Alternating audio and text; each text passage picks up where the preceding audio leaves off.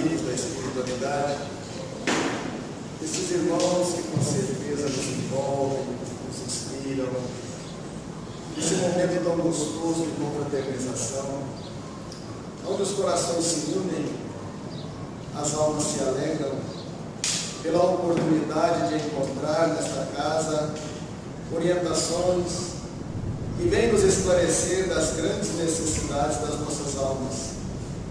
Que Deus permita que mais uma vez nós possamos ser incluídos, orientados por estes amigos que zelam pelas nossas caminhadas. Ficam felizes quando nós suplantamos dificuldades para encontrar o verdadeiro caminho do Cristo, mas que se entristecem quando nós, vencidos pela preguiça, pela ociosidade, nos retardamos na nossa caminhada, entregues aos prazeres que não acrescentam em nada a alegria às nossas almas. Então que Deus possa mais uma vez estar conosco, nos envolvendo, esse mestre amado Jesus se aconchegando ao nosso coração, para que nós tenhamos uma tarde gostosa, rica em aprendizado, que poderá nos fortalecer hoje, amanhã e sempre. Que assim seja. Muito bem. O Gaspar nos solicitou que falássemos sobre a humanidade a caminho da luz. A humanidade é todo o grupamento de espíritos, de inteligências que ocupam essa vastidão desse universo do Pai. Não é só a Terra que tem o privilégio de ser habitada por estes seres ditos humanos. Então, quando Kardec consulta a espiritualidade sobre o que é o espírito, e a espiritualidade diz que é o princípio inteligente que habita o universo, nós vamos entender que caminhar para a luz é uma trajetória necessária e obrigatória de todo ser criado por Deus. Não importa se hoje ele está na humanidade ou se hoje está na animalidade. Todos nós vamos caminhar obrigatoriamente para encontrar esta luz. Mas o que poucos buscam entender, o que é essa luz? Para muitos essa luz pode ser uma vida farta, outros tantos pode ser um conforto. Muitos buscam a paz como essa luz. Mas quando o Evangelho nos traz essa demonstração de luz, luz é clarear, e aonde a luz chega, a escuridão se dissipa. A luz não defronta a escuridão, ela elimina a escuridão. Então o que nós precisamos buscar através do conhecimento, da nossa luta, da nossa dedicação, é justamente essa luz interior, que possa ser como um abajur, que ao acender aquela luz, ela expande aquela luz para fora do seu recipiente. Então o que este Evangelho vem nos trazer, conforme bem disse o Hugo, é justamente nós nos conscientizarmos de que somos luzes, que somos deuses, porque somos partículas deste ser que nos criou. Um filho, ele tem o sobrenome do pai, então ele não deixa de ser um elo daquele pai. E nós temos o sobrenome do Pai, porque Deus nos criou como seus filhos e deu a cada um a oportunidade de conquistar essa luz. A luz do entendimento, a luz do esclarecimento, a luz da tolerância, a luz da paciência, a luz da humildade. Porque quando nós evoluirmos o suficiente, com certeza nos encontraremos num patamar em que entenderemos a nossa dificuldade hoje. Porque hoje nós não conseguimos entender a nossa dificuldade, mas quando nós evoluímos, vamos entender a nossa dificuldade. Porque os atores são os mesmos. Nós somos os mesmos componentes da história de 10, 15, 20, 30 mil anos passados. Somos os mesmos atores. As condições de interpretação são diferentes. O meio ambiente é diferente, as situações diferentes, aqueles que nos rodeiam, na maioria nós prejudicamos, que não tivemos tolerância, que fizemos de tudo para suplantá-los.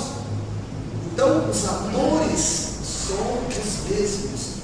O que nós vamos falar da história da humanidade, não se esqueçam que estamos falando dos outros, estamos falando de nós. Quando interpretamos um papel num outro palco teatral, numa outra oportunidade, num outro script. Então, quando falamos da humanidade a caminho da luz, nós temos que falar no início da formação do nosso astro maior, que proporcionou a luz, que é o nosso Sol, com temperaturas que suplantam 2.000 graus, que derreteria qualquer substância ali da Terra. E este Sol vai iluminar, aquecer a nebulosa que se desgarra do sistema, tendo como seu construtor, como seu, vamos dizer assim, governador, o nosso querido e amado Jesus Cristo. A primeira reunião que teve entre Jesus e as entidades angelicais responsáveis pela condução da terra foi justamente quando se decidiu a formação da terra. Então, traçaram-se os planos, porque nada é feito como aqui na terra. Vamos fazendo, se der certo, bem, se não der, a gente muda. Não.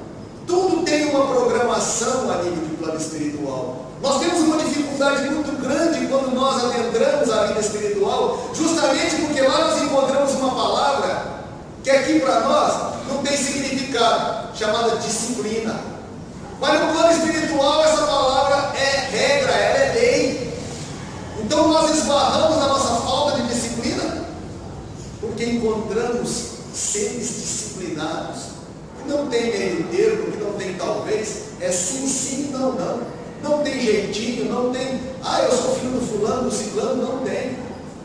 Então a organização se fez, programou-se que essa nebulosa, que é um processo natural de formação dos mundos, ela se desgarra do todo, e aí ela vai caminhando e passando por todas aquelas etapas de milhões e milhões de anos, até chegar à condição da terra firme, sólida, com todos os seus componentes que nós temos hoje, a água, a terra, a vegetação. E aí surge o homem. Emmanuel, no livro A Caminho da Luz, ele fala bem que ele não veio para trazer o esclarecimento da formação do homem, porque são várias as teorias. Até a Gênese também trabalha justamente dessa forma.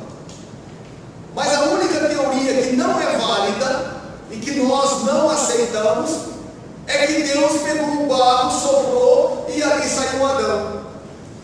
E Adão cochilou, tirou a costela e fez a Eva.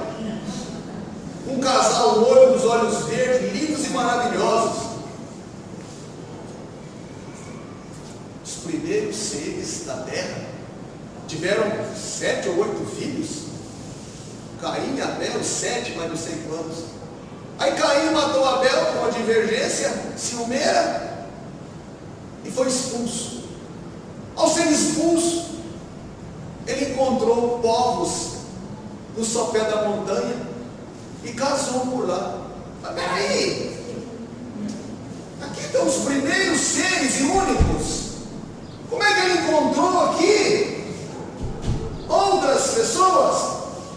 Então essa teoria nem a Igreja Católica mais está conseguindo acreditar, graças a Deus.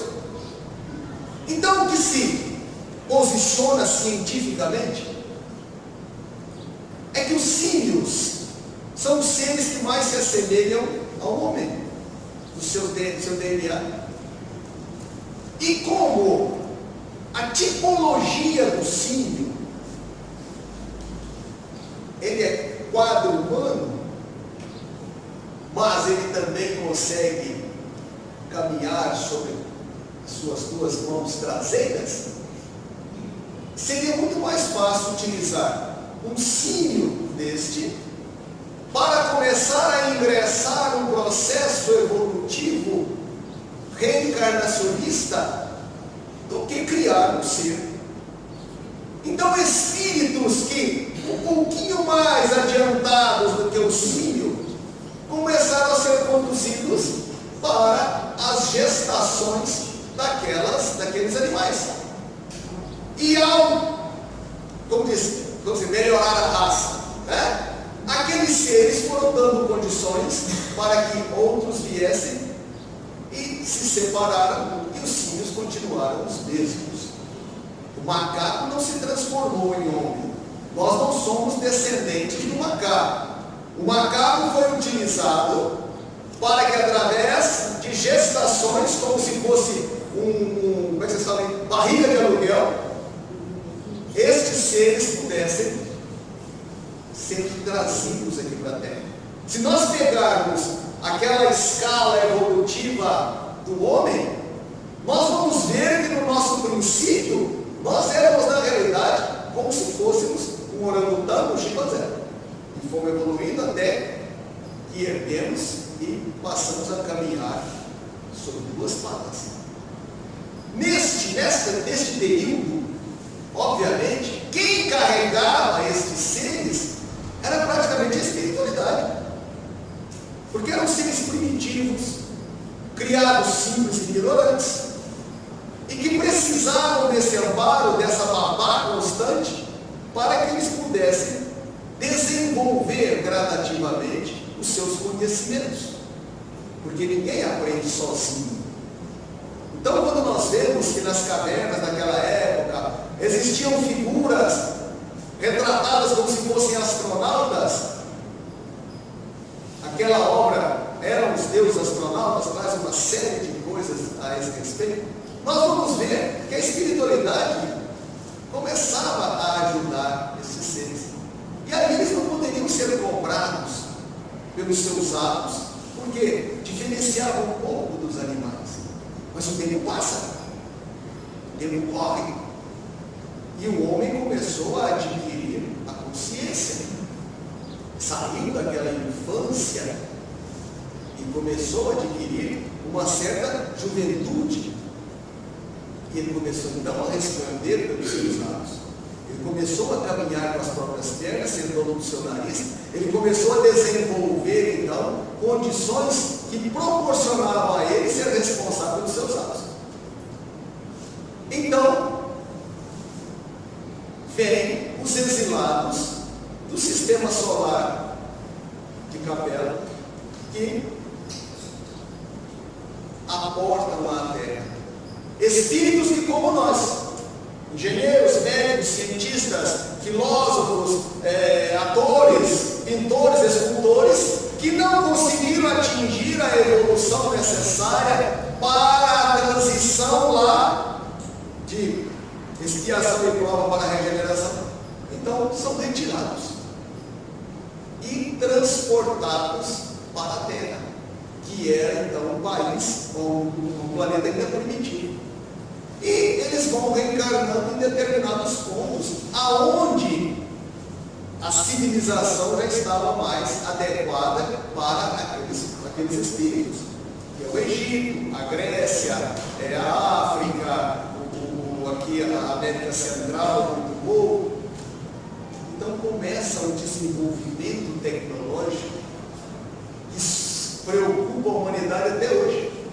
Até hoje a ciência não consegue desvendar como os egípcios, num curto espaço de tempo, lá 2000 anos, são poucos anos, desenvolveram tecnológica, cientificamente, a medicina avançou e até a parte espiritual, porque praticamente foram eles que lançaram as curas através do magnetismo, através dos fluidos.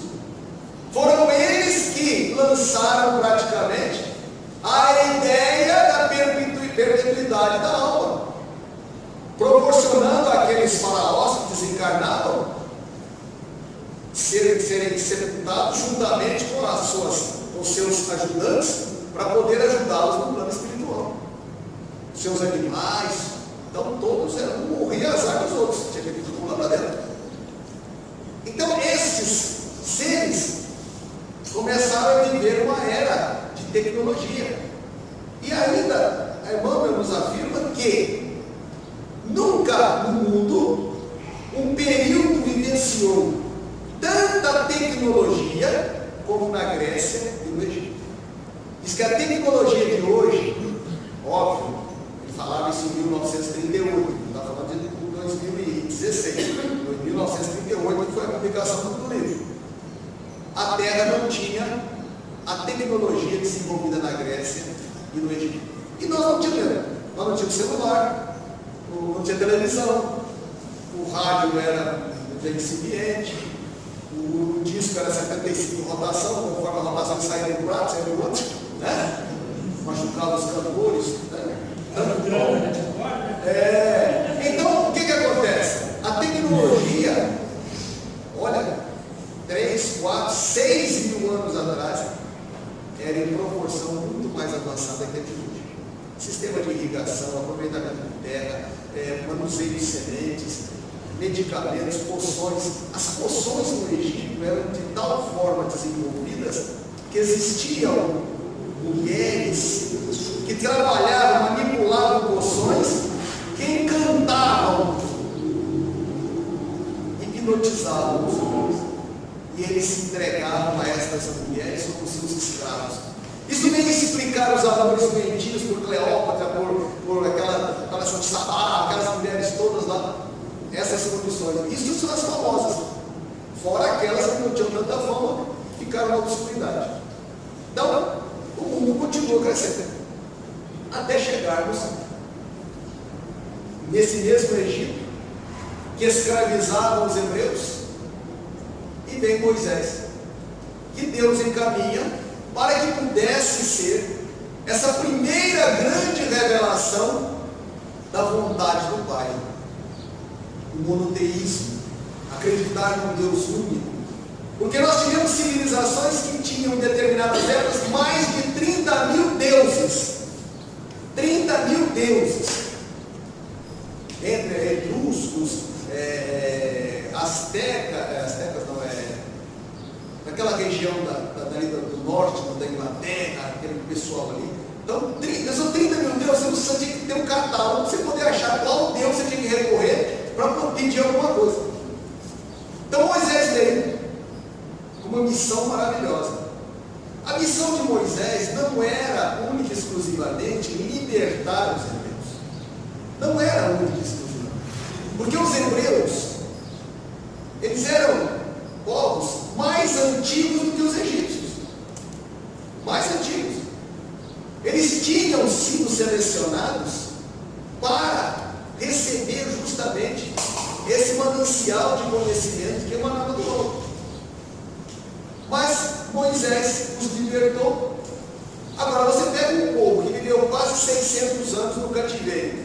A hora que você solta aquele povo, eles não tiveram condições de entender a mensagem.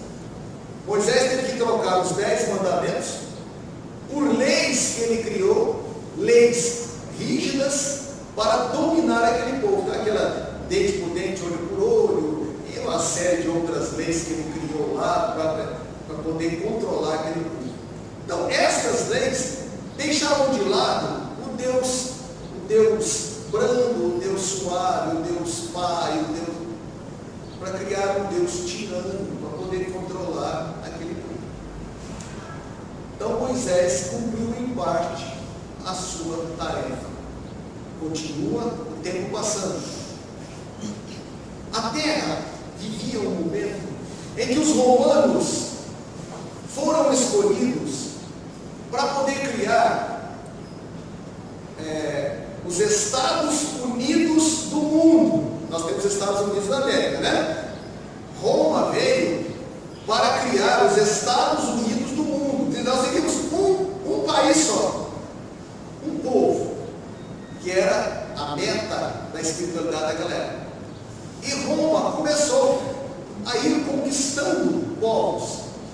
Mas aí entra justamente a ação da espiritualidade menos esclarecida, aqueles espíritos egoístas, gananciosos, e transformaram essa conquista, levando educação, levando saúde, levando meios de meio ambiente, esgoto, tudo, conquistas já voltadas a buscar tesouros, escravos. Então, reúne-se pela segunda vez Jesus com a sua equipe na crosta terrestre, para definir a sua vida, para poder auxiliar aqueles que foram selecionados, os judeus, os hebreus, né? Lá naquela época, já que povo lá, né? Os samaritanos não. Esquece. Aí, para poder receber essa mensagem do Cristo, para difundir, para que Jesus pudesse aqui encarnar, necessário foi que se fizesse uma limpeza na crosta terrestre. Não sabemos precisar quantos milhões de espíritos foram enclausurados numa colônia do plano espiritual chamada Cruzada, que tinha justamente a forma do escudo que as cruzadas usavam nas suas guerras ditas santas. Iam ficar enclausurados lá 900 anos, para que pudesse desenvolver na terra a condição de esse clima cristão, e eles pudessem ser soltos e não conseguir mais influenciar negativamente. Jesus encarnou, deixou todos os seus ensinamentos, todos os seus exemplos, partiu para o plano espiritual. Ele não deixou religião. O que nós confundimos muitas vezes é justamente isso. Jesus não deixou religião, porque religião, apesar do termo ser religar e religar-se com Deus, é uma palavra separatista. A religião não nos une, a religião nos separa. Porque se a religião nos unisse, nós poderíamos, num evento como esse, ter aqui hoje um pastor evangélico, um padre da Igreja Católica, fazendo palestra aqui hoje. Nós poderíamos ser convidados para a Igreja Católica fazer palestra. Nós poderíamos conviver em harmonia com todos eles. E, no entanto, as religiões são separatistas, não só no Brasil, mas em todo o mundo, chegando ao cúmulo da religião ser um motivo de grandes e grandes quantidades de mortes. Quando Jesus disse, eu não vim trazer a paz, vim trazer a espada, é porque ele sabia de antemão que se nós nos curvássemos a nominações religiosas, nós iríamos nos separar. Pai separado de irmão, de mãe, de filho, dentro casais que se separam, porque você não quer ser da minha religião. Então, a religião ela é separatista. Ela une aqueles que têm o mesmo credo. Mas nós não. Eu vou levar, amar ao próximo como a si mesmo, mas se ele for de outra religião, eu não consigo. Sim. Oi? Quem é que faz esse separatismo? O próprio ser humano.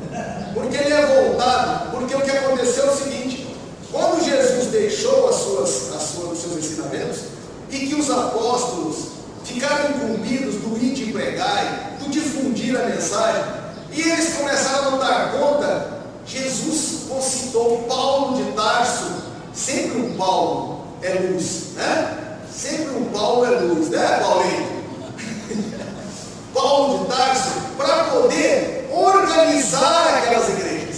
E através das suas epístolas, que são ensinamentos maravilhosos que nós deveríamos estudar, lá fala de mediunidade, fala de caridade, fala de amor, fala de perdão, fala de união, fala de ternura, fala dessa vida pós-morte. As epístolas de Paulo, se elas forem lidas sem partidarismo, elas nos mostram muitas coisas.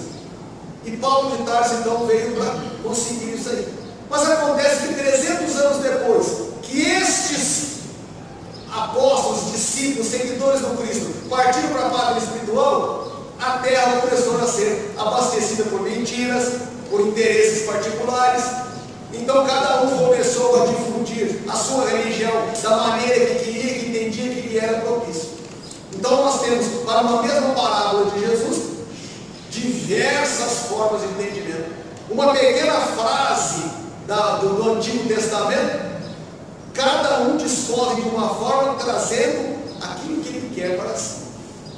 Então, Foi por isso que as religiões se tornaram separatistas. Chegando ao ponto da Irlanda, acho que é a Irlanda do Norte, me parece, os católicos e protestantes. Hein? Ira é um absurdo. As crueldades. Era como se fossem duas torcidas de futebol, de time de futebol. Quando saía do estádio, um perdeu, o outro ganhou, e aquele que perdeu, revoltado, partia para cima dos outros. Era uma loucura. Isso não tem nome de Deus. E do protestante. Eram linhas diferentes, né?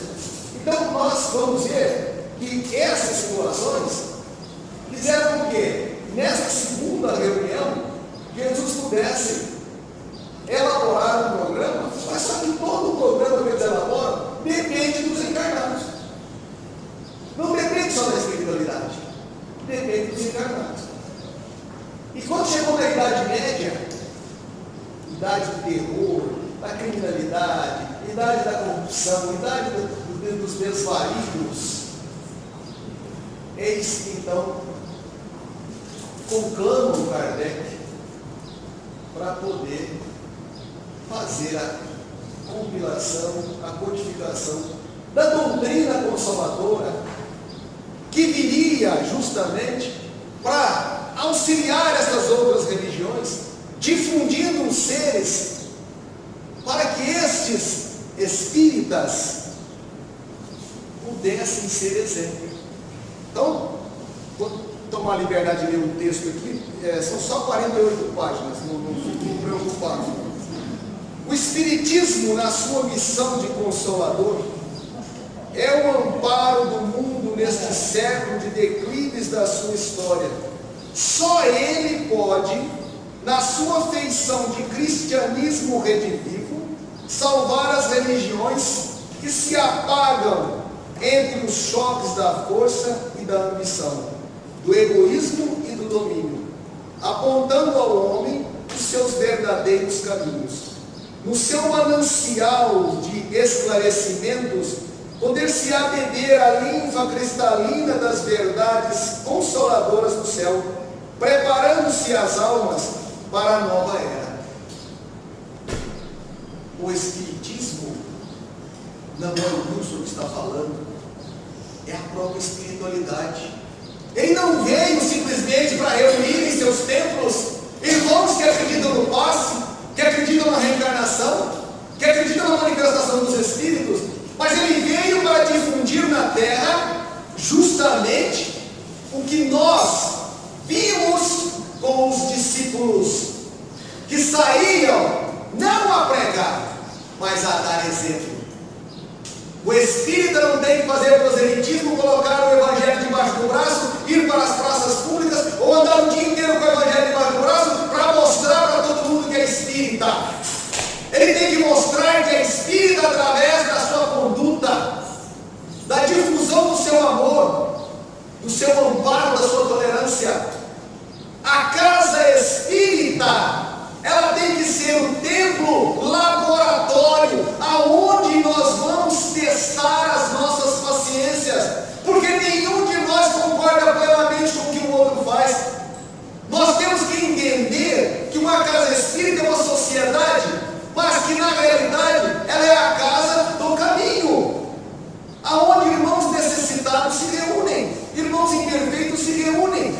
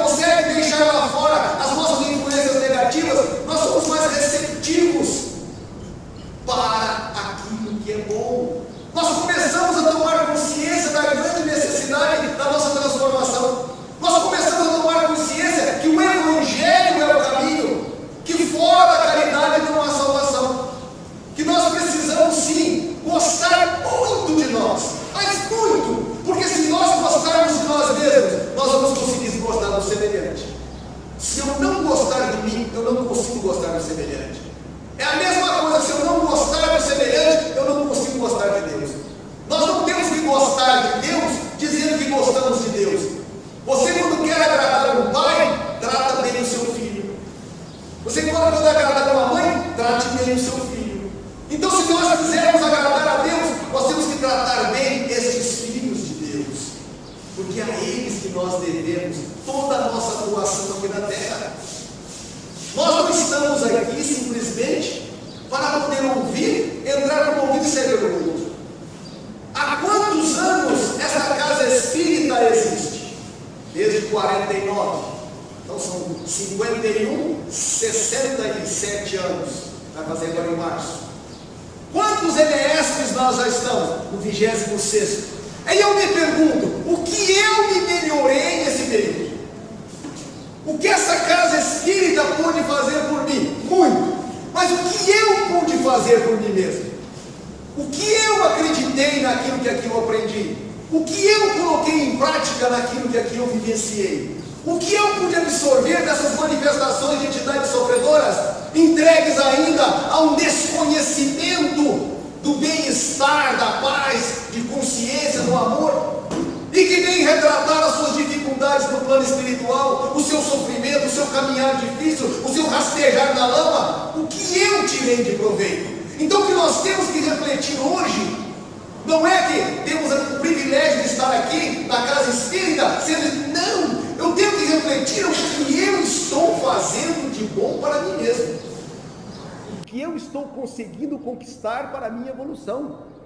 E eu não tenho que medir a evolução dos outros, eu tenho que medir a minha, o que eu estou melhorando, como eu estou em casa. Será que eu estou me melhorando em casa? Será que eu estou conseguindo fazer com que as outras pessoas me queiram bem? Ou eu estou exigindo que as outras pessoas me queiram bem? É conquista íntima, interior de cada um. Está no carisma, no magnetismo que você consegue exalar, como se fosse um pólen de uma flor, como se fosse um perfume gostoso de uma rosa.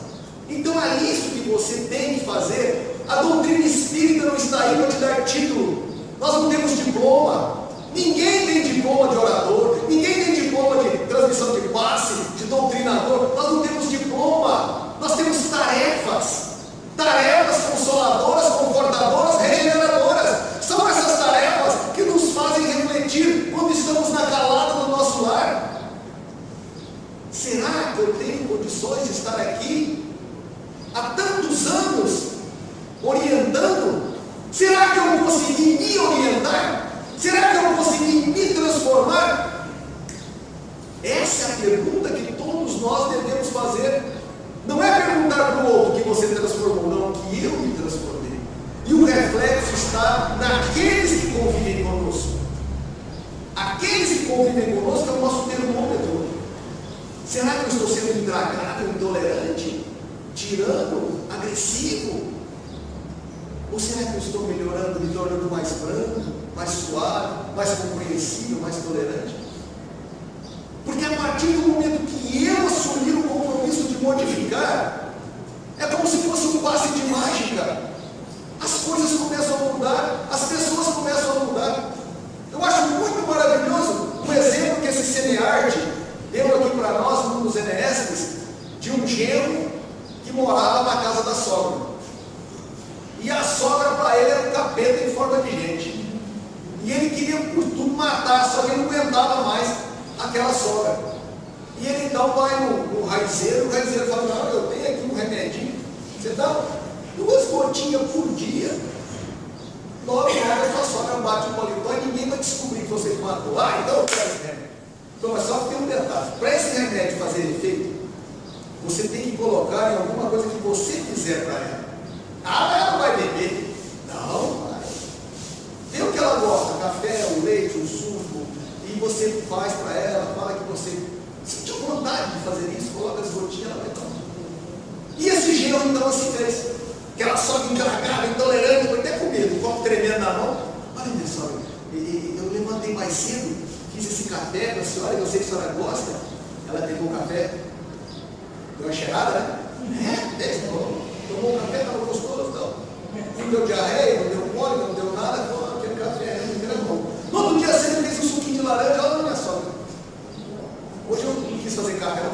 de laranja, gostinho da laranja boa e tal. Ela já pegou mais tranquilo, né?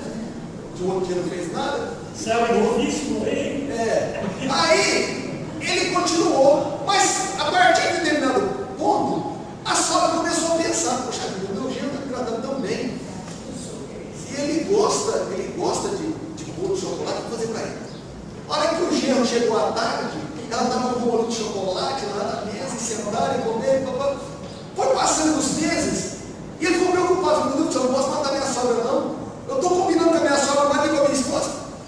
A gente senta, se confidencia, troca ideia, e correu no parceiro. O cara, como é que eu faço um antídoto para poder não deixar minha sogra morrer? O veneno deve estar tomando conta dela tudo. Ele falou, por quê? Não, senhor, eu que estava enganado, minha sogra é boa demais. Nossa senhora, que pessoa maravilhosa.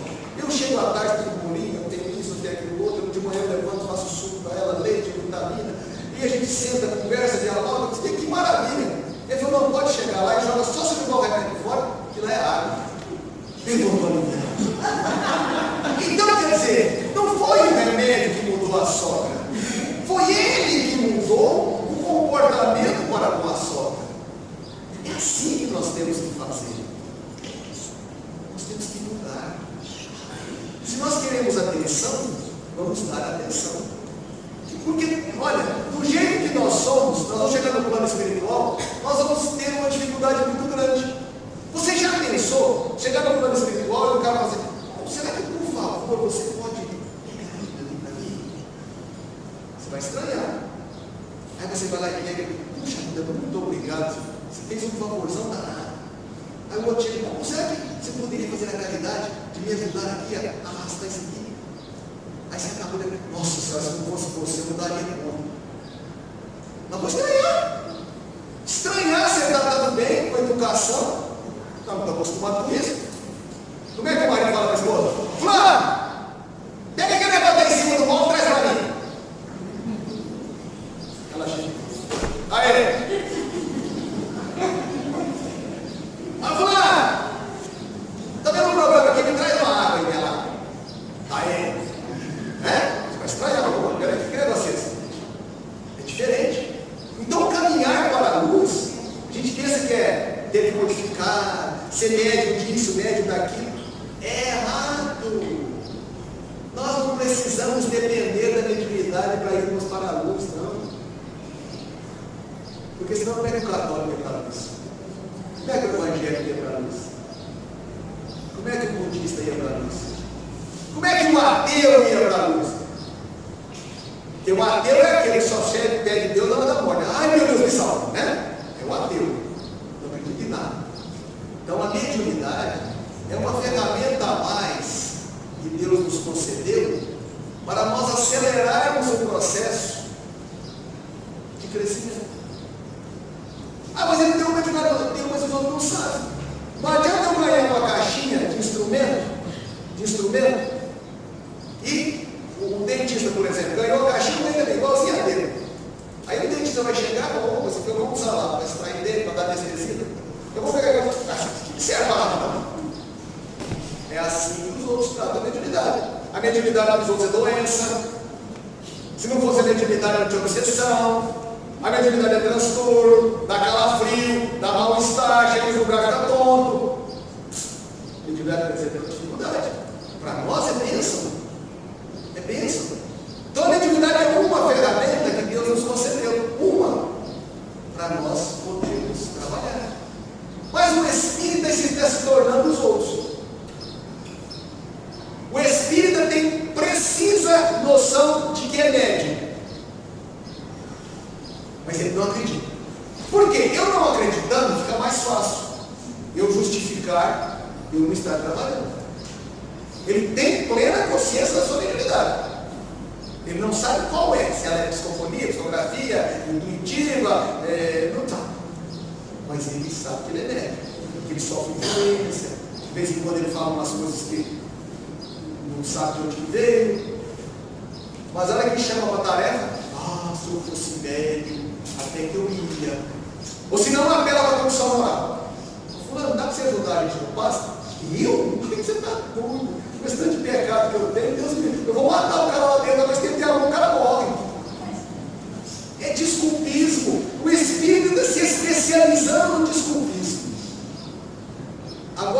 inventaram um trem que não tem tempo. Inventaram outra coisa aqui. Ir na casa espírita mais de uma vez por semana é fanatismo.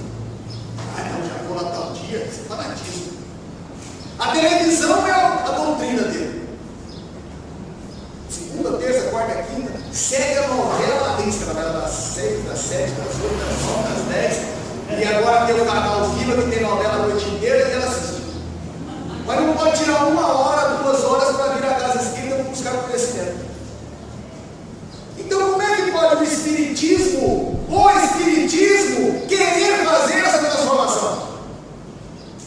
Era a mesma coisa que Jesus não tem nenhum discípulo. Não acreditar nele. Ah, não, velho, você vem com essas balelas, não. Você vê que nós vamos morrer e vamos lá, a vida eterna, que é isso? Ah, fazer a caridade, levar um tapa na cara, oferecer outra face, que é isso? Perdoar o inimigo, que é isso? Nós estamos assim. Nós sabemos da mediunidade, temos consciência, mas não nos preocupamos em estudar. O espírita, ele tem mais aversão ao estudo que o Drácula da cruz. Falou que é estudo, eu disse, eu estudo em casa, eu pego livro e estudo em casa. A gente não consegue aprender sozinho, porque tem coisas aqui que você não entende. E lá no estudo coletivo, troca-se ideia, faz-se pergunta, a espiritualidade tem mais condição de ajudar a todos. Ah não, mas pessoal, todo sábado, 7h30, no estudo. É a hora que eu pergunto. É a hora que eu pergunto. Esses sábados, que graças a Deus nós temos a felicidade de estar aqui, vai ser um diferencial para muitos que aqui vêm. Um grande diferencial. Porque é o conhecimento que nos leva à libertação. Ah, mas eu, se eu morrer, eu sei que eu morri. Como é que você sabe? Ah, eu me disse assim, se eu sentir dor, eu não morri. Ah, é. Você vai sentir dor do mesmo jeito, que a dor não está no corpo, a dor está na alma. Ah, mas eu não conheço a minha esposa, se ela não me responder, se ela tiver empurrado. Mas você vai achar que morreu, nem olha para você, eu morri. Gente, conhecer, saber onde você está, o que te espera no plano espiritual, como você pode desenvolver essas qualidades que Deus te concedeu, esses dons, para você crescer. Olha que maravilhoso, quando tem uma rainha, numa passagem do Evangelho, que chegou no plano espiritual, aqueles que ela nem reconhecia como seres humanos, que era a ralé, a plebe, foram os que a ajudaram, e que ela pôde, através da luz deles, encontrar o caminho. Então, que maravilha o espírita poder chegar no plano espiritual. É aquele doutrinador encontrar aquela entidade que ele acudiu, que ele auxiliou, que ele tirou lá da escuridão, e lá de braços abertos, esperando aquele momento de te dar um abraço. Aqueles irmãos que você pôde auxiliar no passe, aqueles irmãos que puderam ouvir o que você falou e serviu para eles não mudarem uma trajetória de vida, aqueles em que você perdoou e parou de pensar mal, de desejar o mal, aquela companheira que teve na sua vivência, no seu exemplo, a condição de se melhorar, aquele companheiro que teve na companheira o suporte, a muleta, a bengala, o carrinho de mão, não importa o que para poder caminhar. Olha que maravilha! Mas você não arrastar para o plano espiritual débitos e mais débitos. Olha quantos milhões de anos essa humanidade vem se arrastando no mesmo teatro, nos mesmos atores, só vai mudando o palco. Um dia apresenta aqui, outro dia apresenta lá, outro dia apresenta lá. Quantas nações foram dizimadas? Porque foram criadas para um propósito e não cumpriram o propósito. O que nós temos de Roma hoje? Em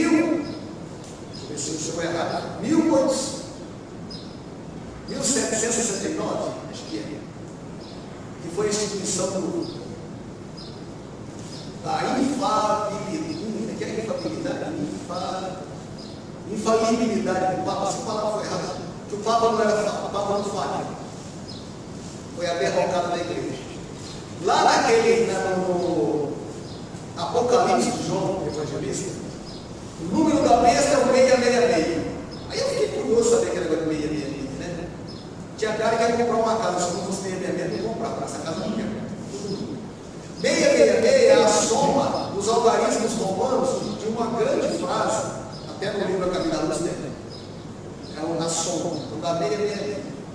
E essa frase é justamente um ensinamento para isso aí.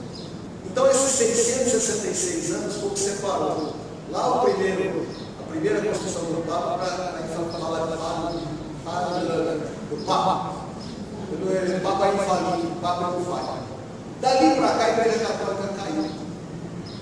Ela vinha crescendo, porque ela tinha ao seu lado o poder que ela comandava. Aí ela passou a perder esse poder de ter uma série de situações. Aí veio Francisco de Assis para poder auxiliar, deu o exemplo, a ordem dos franciscanos. E criaram, olha só, criaram uma ordem dos jesuítas, ou os ditos Jesuses, que ao invés de vir para fazer o bem, eles usavam de tirania. Esse livro, ele abre na nossa cabeça um horizonte muito grande para entendimento da humanidade, das lutas de Jesus, da espiritualidade maior, com a inferioridade do ser humano. Então é necessário nós sabermos isso. É uma obra gostosa, tranquila, que deveria ser motivo de estudo nas casas espíritas, para nós entendermos os caminhos que nós já percorremos. Não os caminhos dos outros, não. Os caminhos que nós percorremos. Porque nós estamos hoje preparando a terra para quando nós reencarnarmos. E nós estamos sendo tão ignorantes que nós estamos deixando para nós uma terra difícil de ser habitada quando nós aqui voltarmos. Nós estamos deixando para os nossos netos, para os nossos filhos, uma terra difícil de sobrevivência quando nós aqui voltarmos. Então nós precisamos começar a entender que a nossa modificação é que vai fazer a modificação da terra. Tinha um senhor trabalhando e o filho toda hora perguntando as coisas, a criança pequena. Aí o pai pegou uma revista, tinha lá a foto de um homem, e ele pegou então, rasgou embaixo, falou: vai lá, monta lá, papai. O molequinho, em 2 minutos, voltou. Papai, qual o senhor montou? A foto de um lado era o homem, do lado era o mundo. Você montando o homem, melhorando o homem, você melhora o mundo. Então, se nós melhorarmos, nós vamos melhorar o mundo. Nós não temos que ficar preocupados. Outra coisa. Porque a justiça hoje, Deus querido, é justiça para os pobres, é justiça para os negros, é justiça para não sei quem, é justiça para isso e para aquilo. Peraí. Nós, quando fazemos um acompanhamento da humanidade, nós começamos a entender que a justiça é maravilhosa. Porque nós aprendemos que o que vale não é a justiça dos homens. O que nós temos que estar preocupados é com a justiça de Deus. Não temos que nos preocupar com a justiça dos homens. Nós temos que pensar assim: coitado daquele irmão que cometeu tal crime, que cometeu tal desatino, que cometeu tal desastre. Esse é um coitado. Porque a lei de reencarnação, a lei sublime de justiça, ela vai fazer com que aquele irmão resgate o seu débito. O que a lei dos homens faz? O cara roubou 50 milhões. Ele vai preso. O que é a lei? É excluir aquele elemento que não tem condições de viver na sociedade. Só isso. Se ele mata, você mata um pai de família, aí vai preso. Todo mundo fica torcendo. 30 anos de cadeia, 40 anos de cadeia, prisão perpétua, pena de morte, o que tem? O que ele resgatou? Nada. Nada. Porque ele não resgatou a condição da viúva que ficou em situação difícil. Ele não resgatou a situação dos filhos que ficaram revoltados.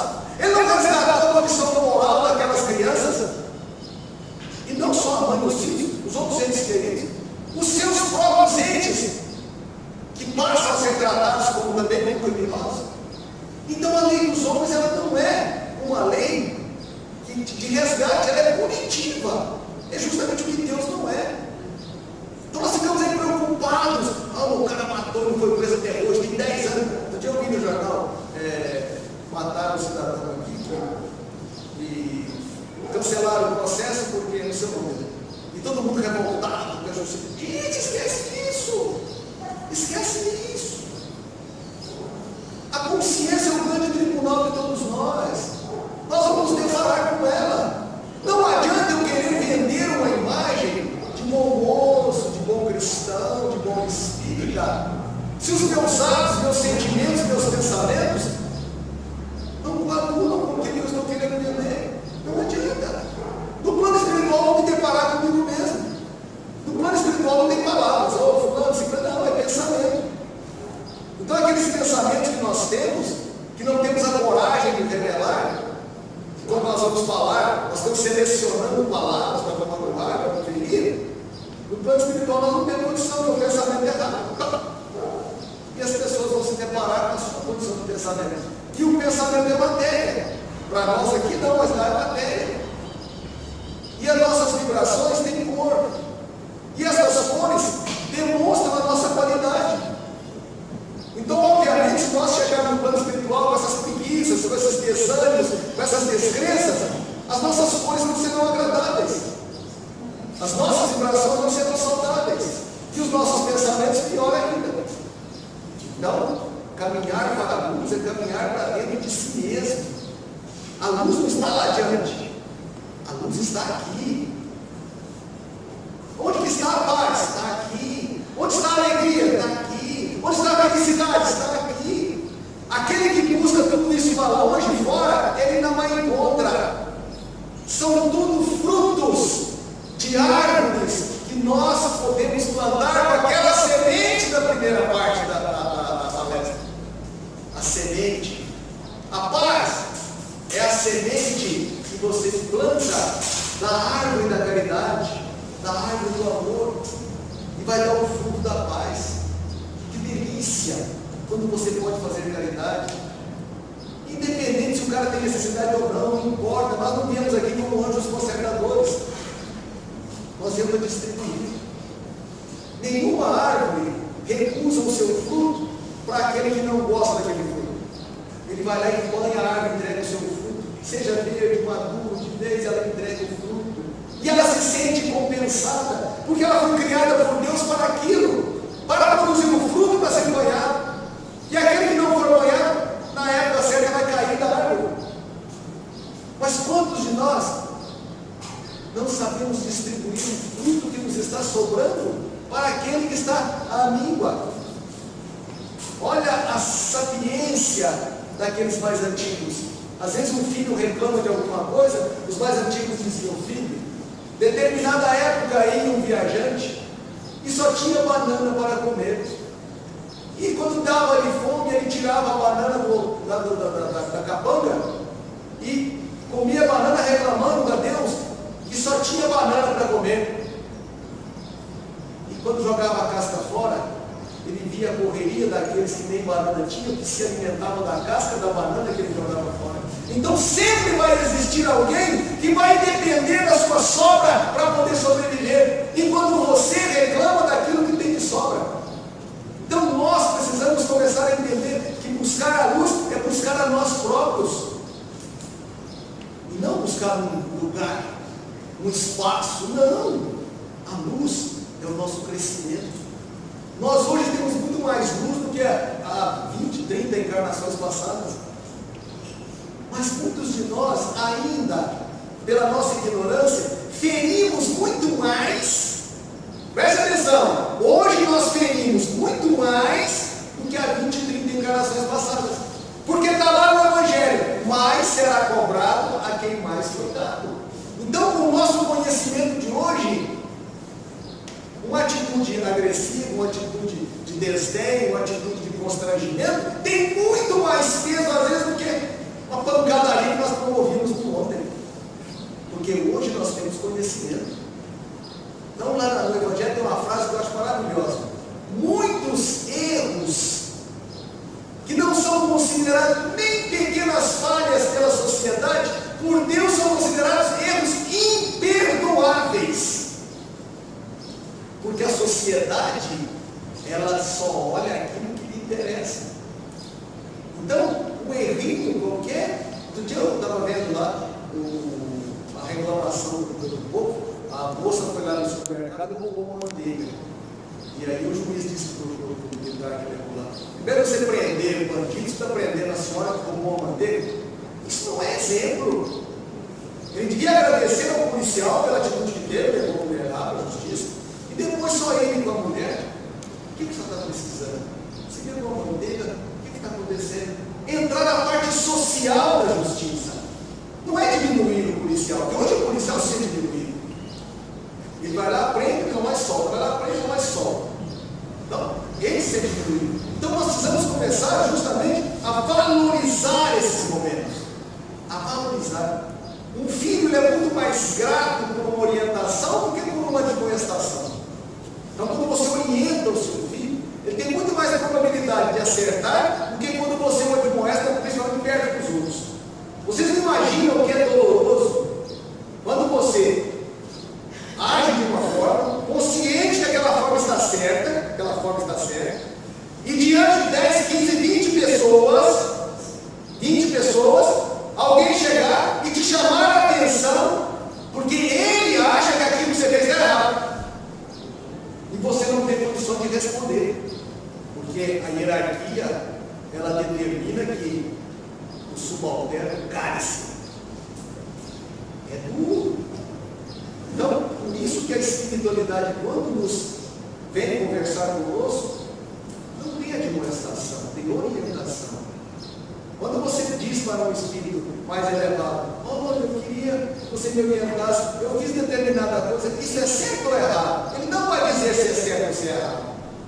Ele vai te narrar um fato, uma história, ou te perguntar qual a consequência. Ele vai te levar a raciocinar e você vai entender se o que você fez é certo ou errado. Ele não vai chegar no meio de todo mundo e falar, não, você fez muito errado, meu irmão. Quanto tempo você está na doutrina, pelo amor de Deus, já era hora que você está sabendo. Olha, o cara nunca vai voltar aquela casa espírita. Então nós precisamos aprender que buscar a luz é buscar esclarecimento. E a doutrina espírita, nos últimos tempos, ela está vivendo uma fase de transformação, de adequação. São muitas obras lançadas. O aproveitamento da maioria dessas obras não é positivo. É um volume imenso de romance que não chega a lugar nenhum. O Zé matou a Maria, e na outra encarnação o Zé voltou, casou com a Maria de novo, a Maria não matou o Zé. Aí na outra encarnação os dois viveram felizes para sempre no plano espiritual.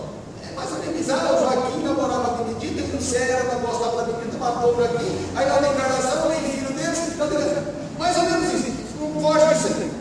Mas vai lá, vai perguntar se o cara quer ler 10 romances, se ele dá conta de ler o Invisível, o Nemesis, se ele dá conta de ler Céu e Inferno, se ele dá conta de ler esse, A Caminho da Luz, o Consolador. Ah, mas isso é muito difícil. Romance é melhor. Ai, nossa, me identifiquei. Nem se identifica com aquela. O espírita está se tornando um preguiçoso. O espírita se tornando um preguiçoso. Ele acha que está fazendo um bem danado para a doutrina, frequentando a casa espírita quantas vezes por semana. A casa espírita não precisa do nosso favor. Não precisa. Esses que estão aqui dentro hoje, nenhum fez parte da fundação dessa casa. Nenhum de nós. Aqueles que fundaram essa casa, já parte do plano espiritual, nós somos outros. Se nós partirmos, virão outros e outros e outros. A casa espírita não precisa do nosso favor. Nós é que precisamos da caridade da casa espírita, da doutrina espírita, dos espíritos. Se nós quisermos nos melhorar, a casa espírita não nos deve favor nenhum. Ah, mas eu não ajudou nada. Você fez barganha, que é um espírito também é. Lá é promessa, aqui é barganha. Ah, eu vou doar isso, porque eu tenho certeza que eu vou chegar no plano espiritual. Se eu doei 1 quilo de arroz, vai dar uma plantação inteira para mim. É barganha. Ah, eu vou lá hoje no passe, que eu transmiti no passe, eu não vou ter mais dor de cabeça, eu vou ter dor. É barganha. O espírita muitas vezes frequenta a casa espírita por barganha. Medo de parar de frequentar e ficar doente. Não por amor. Não por amor à causa de Jesus. Mas porque sentiu-se bem a primeira vez que veio, então ficou com medo de não vir mais e ficar doente. E ele vai ser tomado esse sentimento sempre. O dia que ele tiver algum compromisso que não puder, ele vai passar mal. Se tiver que viajar, se ele for transferido, ele vai passar mal. Aí volta tudo de novo. Então nós temos que vir pela consciência nossa de que é como um curso numa faculdade que eu quero me formar. Eu eu tenho que frequentar. E no futuro eu vou ter um diploma. Qual é o diploma que a casa espírita poderá nos dar? A consciência. A consciência que nós não achamos em escola nenhuma. É aqui que nós vamos conseguir essa consciência da grande necessidade de nos modificarmos. Nós não vamos ter coisas fabulosas aqui não. Nenhum palestrante que vier aqui vai trazer para nós conhecimentos que nós não temos. Tudo isso que eu estou falando, a maioria já sabe. Mas a necessidade de relembrar, de conscientizar, de começar a pensar, meu Deus, eu fui nascer. Tem gente que nasce em berço espírita, eu nunca vi, de madeira, de plástico, berço de aço, berço de tudo, mas berço espírita eu nunca vi. Né? E lá na minha época era bom que um filho nascia naquele berço, aí quando acabava aquele filho, passava aquele berço com a outra. Então, quer dizer, os berços que minha mãe deu de presente, os meninos tudo nasceram em berço espírita. Né? Nós nascemos num lar aonde tinha por princípio os ensinamentos de Jesus. Graças a Deus. Mas o que eu pude aprender com isso? O que isso me ajudou? Será então que aquele que não teve o privilégio de nascer num berço, aonde, num lar, aonde tivesse esses princípios de Jesus, ele está relegado ao segundo plano? Pegue os exemplos. Com quantos anos Eurípides conheceu a doutrina? Com quantos anos Bezerra conheceu a doutrina? Com quantos anos Kardec se identificou a doutrina? Ninguém nasceu em berço espírita, né? Foi encontrar a doutrina, e a doutrina passou no caminho deles e pegaram. Um foi o livro, o meu livro de um foi A Dor, o Destino, sei lá como é que é o título, eu não sei lá. Hein? Não, foi aquele outro livro, do Leão Denis. Não é? E a nossa secretária da livraria, esse livro. E o Bezerra foi o livro dos Espíritos. Ele lia e falava, gente, esse aqui eu sei. Gente, esse aqui eu sei, esse aqui eu sei, esse aqui eu sei. E ele então se identificou com a doutrina. Então, nós vamos ver que se nós quisermos, é muito importante, nós vamos conseguir. Dia 12, eu vou estar lá na Casa da Prece. Fui convidado para fazer uma palestra lá. E falaram, para falar sobre o Chico. Eu falei, gente, o que eu vou falar sobre o Chico? Eu não convivi com o Chico. Eu não ia, nunca fui na Casa da Prece. Se fui ficar lá naquele jardim, lá nunca entrei lá. O que eu vou falar do Chico? Aí comecei a ler isso aqui, a Caminho da Luz. Eu falei, gente, está aqui o Chico. Era devedor do homem, aceitou o reencarne, fez esse reencarne numa caminhada de luz e conseguiu a luz. Com enfermidade, com dificuldades, com gente, os problemas que ele teve dentro de família, ser expulso de casa. É incrível essas coisas. Então, eu falei, gente, por que eu preciso conhecer o Chico? Se a própria vida dele, que a gente conhece os pedaços aí, é suficiente para falar 10 horas. Então eu fiquei tranquilo, falei, não, está sossegado, vai lá e dá seu recado. Porque o Chico, para mim, é o exemplo do caminho da luz, que nós vamos conseguir. Chico fez algum milagre? Chico fez algum milagre? Não. Chico fez alguma cura espantosa, fantástica, que a televisão viesse? Fez alguma cirurgia espiritual? Hein? Ele jejuou 40 dias para ficar, provar que tinha fé em Deus? Trabalhou com honestidade e serviu de instrumento dos Espíritos. E procurou ser dócil com todos aqueles que cercaram. Será possível que nós não damos conta de fazer isso? Esqueçam os livros. Tem que ter a atividade apropriada, mas esqueça os livros. Será que nós não conseguimos trabalhar com honestidade? Será que nós não conseguimos ser dóceis com aqueles que nos buscam? Será que nós não conseguimos ter uma palavra de conforto para aqueles que estão em desespero? Será que nós não conseguimos conviver com aqueles que, mesmo que nos tratem mal? E acabou transformando todos eles em seguidores ferrenhos. Não era toda a sua família, tinha prazer. Então, nós conseguimos. Pode não ser uma existência, mas nós podemos caminhar mais. Eu lembro de uma vida melhor. Então, caminhar para a luz é caminhar para dentro de si mesmo. Há mais de 5.000 anos, descobriu-se numa caverna uma frase Descubra-te a ti mesmo. Isso é buscar a luz. A hora que você descobrir o que você é, a hora que você descobrir quem você é, fácil. Eu sou o Wilson, filho do coronel, filho da FGM, é fácil. Mas o que você é? O que? O que nós somos? Que cada um procure responder para si mesmo a pergunta: o que eu sou? Deus é a inteligência suprema, a causa primária de todas as coisas. E eu? O que eu sou? E aí eu vou procurar melhorar esse meu eu. Melhorar. Para que eu consiga realmente essa paz interior. Todo mundo fica: oh Deus, me dê paz. Oh, me dê paz. Eu vivo numa tormenta de inferno de pensamento, sem credibilidade, sem fé, sem nada. Como é que eu posso ter paz? Ai, eu fui muito pecador na existência, por isso que eu sofro tanto. Mentira! Você sofre porque você não conseguiu transformar a necessidade integral de escada para crescer. Por isso que você sofre. Reflita sobre a sua vida. Quais os caminhos que você escolheu e quais os que Deus escolheu para você? Deus não escolheu nenhum. Todos os caminhos nós que escolhemos. Então não venha por culpa não desistência, não. Ai, mas não desistência eu devo ter feito tanta maldade que eu vim hoje com câncer. Agradeça a Deus. Agradeça a Deus. Você tem merecimento de poder ter essa eternidade. Todo mundo fala que é dessa ruim. Saiu um catálogo outro dia: doenças ruins do lado e doenças boas do outro. E doenças boas foi vendido mais de 1 milhão. Tinha uma página escrita. Eu não existe doença boa, gente. Só tem doença ruim. Por que uma é. Daqui a um pouquinho chikungunya, zika vírus, tudo vai ser. Não, agradeça a Deus. Outro dia tinha uma jovem conversar comigo que está pensando em engravidar, casou, está engravidando, mas tem medo do filho. A espiritualidade não é endereço. Se tiver 10 grávidas e uma tiver que ter a chikungunya lá, zika vírus, ela vai ter.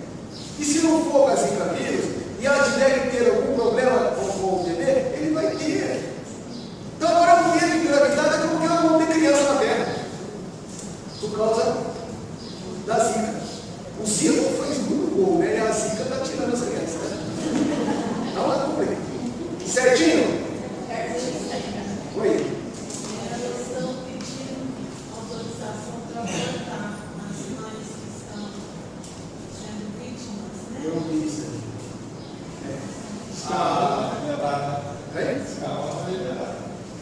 Eu não vou tomar a tribuna para dar manifestação pessoal. Né? Tribuna não é para você dar manifestação pessoal, tribuna é para você divulgar a doutrina. E a doutrina, eu sou o próprio testemunho do que é a fé. Minha mãe, em 1952, no meu nascimento, ela teve eclâmpsia. E naquela época o eclâmpsia era fatal, ou salvava o bebê ou salvava a criança. E o médico foi taxativo. E o aborto deveria ser feito. E ela foi taxativa também. Então morre os dois. Já que é para morrer, morre os dois. E graças a Deus prevaleceu o consenso, a espiritualidade falou: ninguém vai te dar mais uma chance. Né? E está aqui firme, forte, robusto, graças a Deus. Então, quer dizer, eu não entendo essas coisas, então não vou dar atenção. Tirar a razão de mãe, não tirar. Certo? Eu só sou grato demais à minha mãe por ela confiar em Jesus. Não é confiar no filho, não. Eu vou ter esse filho vai me dar alegria. Não, não é isso. Ela confiou em Jesus. Em Jesus. Ela tinha certeza que o que fosse para acontecer, que ia acontecer, independente da ação do médico. Então hoje, além de todo o amor que ela me dedicou aos meus irmãos, é um amor que a gente não pode questionar em momento algum. Eu, a Jona que está aqui, a gente não pode questionar esse amor. Mas é essa prova de coragem, de heroísmo dela. Né? A Jona foi mais feliz. A Jona, no quarto, gastou quase 3 segundos. Se a parteira não morre, caiu no chão. Tinha menos 10, né, Jona? Tinha menos 10 do seu irmão. Então, quer dizer, é isso aí. Agora, infelizmente, deixa coisas vão chegar no seu devido. Gente, eu agradeço demais a conta desse momento. Vamos fazer um pouquinho musical para fazer a pré? Ah, não, deixa quieto. Eu ia fazer só um ciclo com o violão, tocar a valsa no 5 minutos. Vamos agradecer a Deus, a Jesus, agradecer a presença de todos vocês que mais uma vez prestigiam o nosso NS. Ao meu amigo Leon, ao meu amigo Cid, que transforma esses momentos em momentos de alegria através da música, porque eles são os grandes médiuns de Deus. O músico, o instrumentista é o médium de Deus, que traz com ele esse dom para poder alegrar aqueles que estão na busca de conhecimento, conforto, de amparo. Quantas vezes a música se transforma num passe? Quantas vezes a música termina uma discussão? Porque os dois se lembram que aquela música foi justamente aquela em que eles, quando se conheceram, e os corações largam aquela coisa triste e até se envergonham. Então a música é uma mensagem manifesta do Pai de amor e bondade. Agradecer esses amigos da espiritualidade, agradecer o grupo que aqui compareceu na primeira parte, agradecer aqueles que estão ajudando, colaborando, pagando lanche, senão o espírito não fica feliz. Agradecer, Senhor, a essa oportunidade de refletir, de analisar, dessa autoanálise que cada um deve fazer daquilo que os teus ensinamentos têm proporcionado a cada um. Que nós todos possamos entender que você é o caminho, a verdade e a vida. Que a tua paz se faça para todos nós, hoje, amanhã e sempre.